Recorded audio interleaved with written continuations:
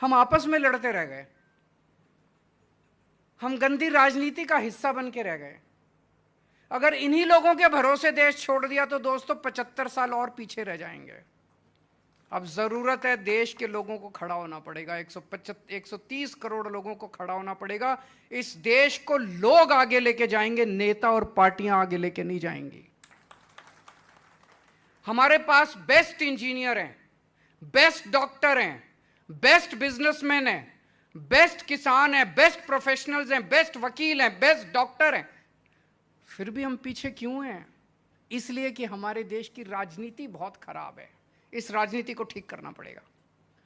दिल्ली के अंदर हम लोगों ने 5 साल के अंदर, पहले मैं भी एक आम आदमी हूं, मैं कभी जिंदगी में नहीं सोचता था मैं राजनीति में आऊंगा।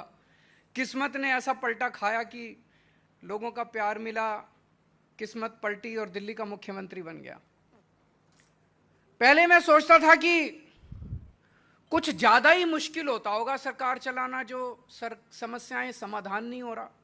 मैं दिल्ली की झुग्गियों में काम किया करता था पहले, उसके पहले इनकम टैक्स में कमिश्नर था, कमिश्नर की नौकरी छोड़ दी, कमिश्नर की नौकरी छोड़ के मैं दिल्ली की झुग्गियों में काम करने लगा।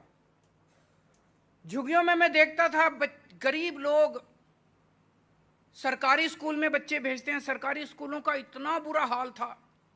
सरकारी अस्पताल में इलाज कराने जाते हैं, सरकारी अस्पतालों का इतना बुरा हाल था। मुझे लगता था यार 70 साल हो गए देश को आजाद हुए, ये सरकारें बेचारी कोशिश तो कर रही हैं, हो नहीं पा रहा होगा इनसे। जब दिल्ली में हमारी सरकार बनी, हमने 5 साल में सरकारी स्कूल ठीक कर दिया। अभी पूजा जी बोल रही थी, दिल्ली के सरकारी स्कूल 5 साल में इतने शानदार कर दिए, दिल्ली के सरकारी अस्पताल 5 साल में इतने शानदार कर दिए। सरकारी अस्पताल, आजकल दिल्ली में लोग फोर्टिस में और मैक्स में नहीं जाते, सरकारी अस्पताल में जाते हैं अपना इलाज कराने के लिए। तो फिर मेरे को लगने लगा यार ये तो धोखा हो गया देश के साथ। हो तो सकता था, स्कूल भी ठीक हो सकते थे, अस्पताल भी ठीक हो सकते थे, व्यापार भी ठीक हो सकता था, इंडस्ट्री भी ठीक हो सकती थी, सड़कें भी बन सकती थी, बिजली भी ठीक हो सकती थी, पानी भी ठीक हो सकता था। 70 साल में इन्होंने धोखा दिया हम लोगों को, 70 साल में इन लोगों ने जानबूझ के हमें पिछड़ा रखा है। देश आगे बढ़ सकता है दोस्तों, ये गंदी राजनीति खत्म करनी पड़ेगी।